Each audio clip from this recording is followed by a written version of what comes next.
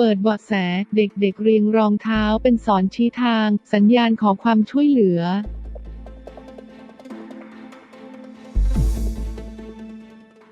เปิดเบาะแสเด็กๆทีมฟุตบอลเยาวชนเรียงรองเท้าเป็นสอนชี้ทางเขียนสัญลักษณ์ทางตันพร้อมลงชื่อเป็นสัญญาณขอความช่วยเหลือหน่วยซีลพบร่องรอยแล้วแต่ยังไม่พบตัวเด็กๆจากกรณีที่นายเอกพลจันทวงศ์โค้ชฟุตบอลทีมหมูป่าพร้อมด้วยนักฟุตบอลลูกทีม12คนอายุระหว่าง 13-15 ปี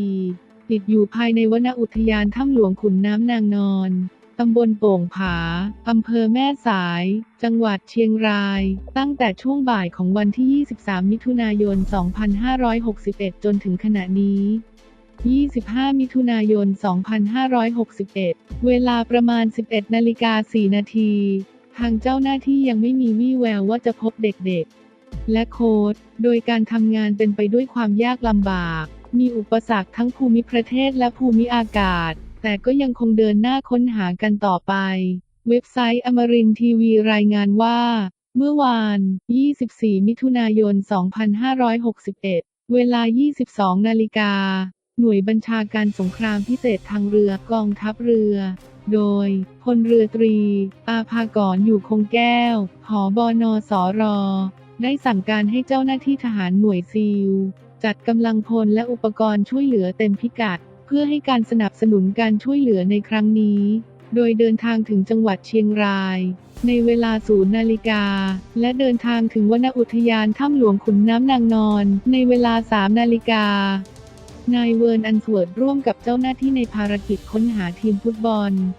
เมื่อวันที่ 24 มิถุนายน 2561 นายคันชิตชมพูแดง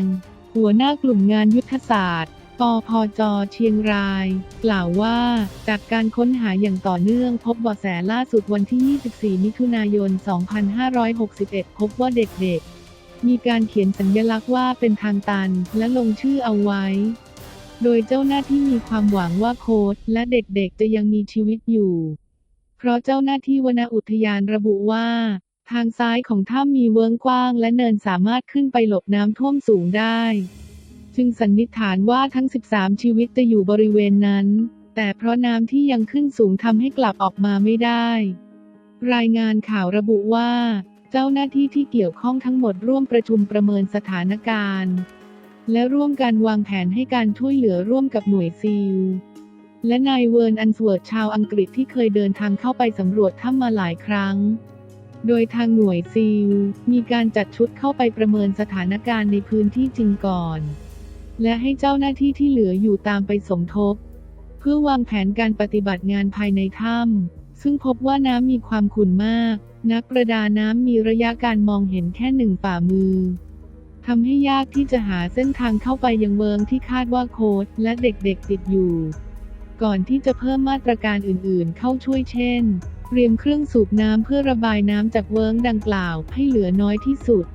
อย่างไรก็ตามเพจไทยนาวีซีลได้ออกมารายงานว่าภารกิจช่วยเหลือทีมนักฟุตบอลนั้น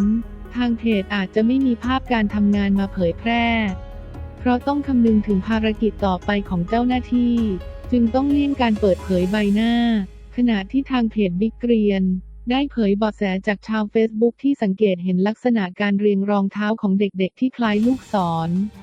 และคาดว่าจะเป็นสัญลักษณ์เพื่อช่วยในการตามหา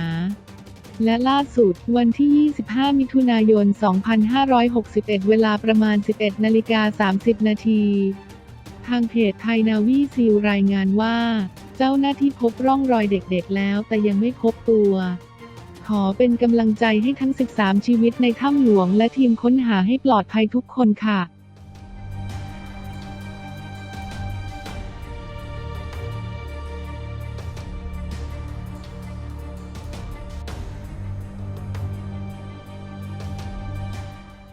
ขอขอบคุณข้อมูลดีๆจากกระปุก .com